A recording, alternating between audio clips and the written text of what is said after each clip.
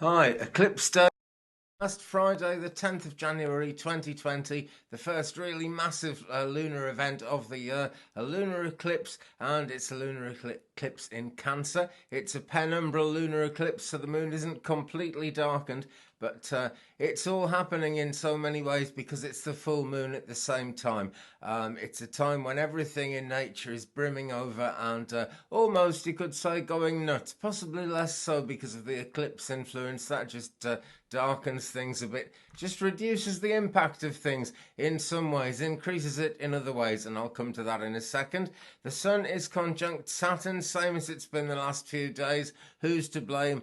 Who really cares? Other things are going on today. This full moon is trine Neptune at the moment, and she's not actually quite full. That's the thing. She's about 97% at this moment, and the actual time of the full moon is something like 21 minutes past 7 UK time tonight. So that's 21 minutes past 11 Pacific on the east side of the States, and Canada 21 minutes past 2. So we're still in the build up to it. In the States and Canada, it's going to be while it's still broad daylight, so there won't be much to see. But here in UK, it should be nice and dark by the time it happens, so we might just about be able to see it if we've got a clear sky without too many clouds there. I'm really hoping to get outside and have a look at that tonight, as cold as it is on this January day. Anyway, Mercury still conjunct the Sun. Announcements may be coming up. No Mercury retrograde until about the 18th of February, so we've got a while to go. Uranus is still retrograde. That's until the 20th of January. So anyway, the lunar eclipse. Let us see. Now then, the thing is, it can be a time of illusion, really, and the great thing about that is once we get into the depths of an illusion, we start finding answers and we start thinking about, the positive side of things, and we get into a much more realistic picture of things. But at the moment, just because, even though it's not the full moon moment just yet, not for quite a few hours, I'm doing this, it's about 8:45 in the UK morning at the moment, so, I don't know, 9, 10, something like 10 and a half hours before it happens yet. But we're on our way into it, and what happens with a lunar eclipse, I should say, which has to be a full moon, doesn't it? But what happens with a lunar eclipse is that certain things are hidden from us psychologically and just generally in the way we think about things. If you really are beginning to think that you've failed at something and things are going very badly wrong, then the chances are very shortly you're going to actually see that that was an illusion, and that actually something good really is happening. That's the illusion that happens really in life normally. It's part of the human condition that we will try and prejudge in fact what's going on. What we think has happened already might not have happened yet, might not be going to happen at all. Chances are things are a lot more positive than they feel, and I do readings all the time. If you'd like one, by the way, for a small fee, 35and83@gmail.com. That's 35and83@gmail.com, and I will do you a psychic reading.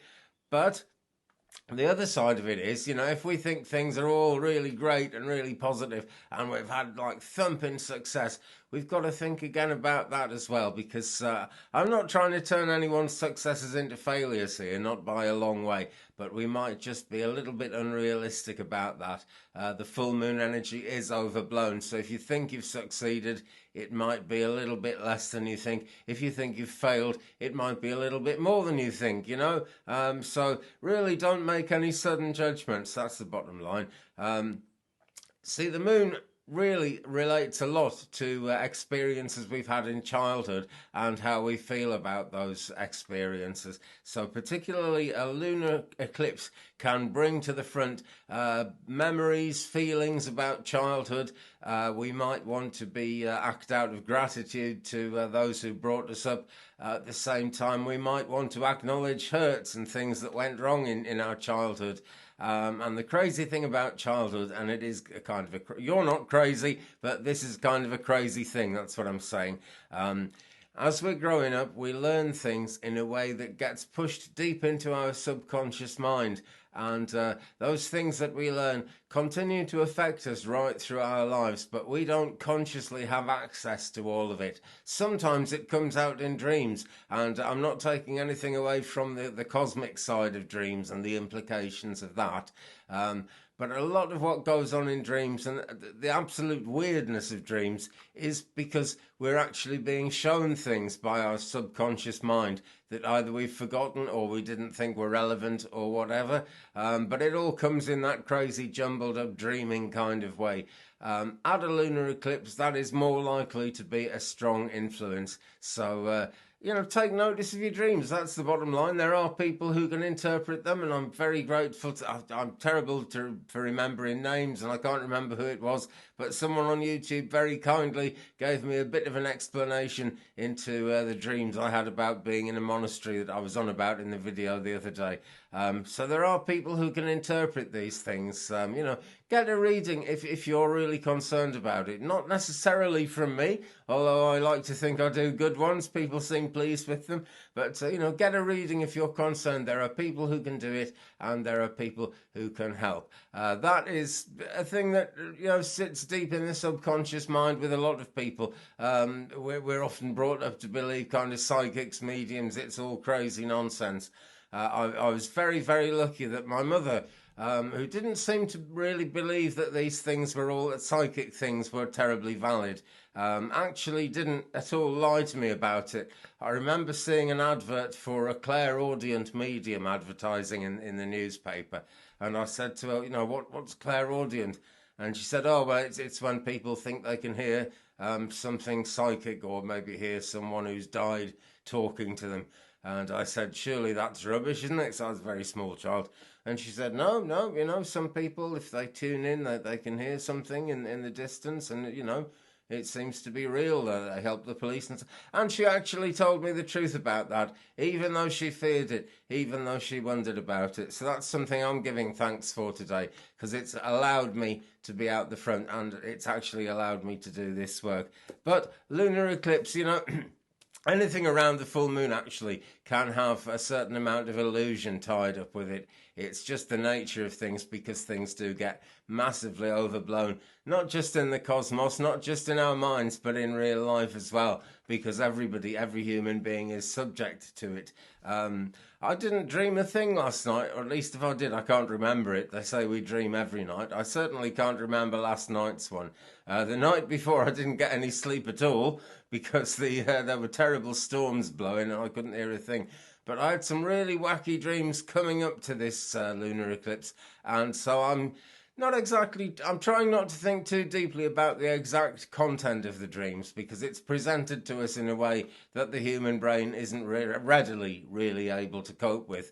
But I'm mindful of things, mindful of symbols that came up in my dreams. And that, friends, is an important way forward. It's an important thing in actually understanding who we are, where we are in life, etc., etc. Anyway, first quarter came in on the 3rd of January, and the build-up to it in terms of dreams, the build-up to this full moon and the lunar eclipse we're having now, essentially started then. We will be feeling the effects of this eclipse for probably the next 6 months. That's the way eclipses tend to work.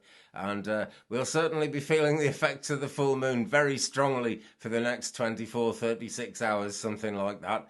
But the lessons of it are a lifelong thing, so do take notice, friends. On that note, thanks very much for watching. Thumbs up, please, if you've enjoyed it. Hit the subscribe button. Share me around the internet if you can, please. That really helps. Leave me a comment. We'll share the journey. And I'll say it again. If you'd like a psychic reading today, 35and83@gmail.com. That's 35and83@gmail.com. Have a fantastic 10th of January. Have a great Friday. The weekend is ahead of us. I'm looking forward to that. Loads going on this weekend here. And meanwhile, enjoy yourself, and I'll see you again very soon. Peace.